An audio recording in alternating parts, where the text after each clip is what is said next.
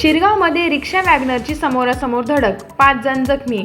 महाड तालुक्यातील शिरगाव हद्दीत विनेरे रस्त्यावर विकी साळुंके यांच्या गोमंतक हॉटेलजवळ रिक्षा क्रमांक MH12 SK 4798 आणि वॅगनर MH06 AZ 8240 यांच्यात समोरासमोर धडक होऊन भीषण अपघात झाला। या अपघातात 5 जण जखमी झाले असून यात एक लहान मुलाचाही समावेश आहे।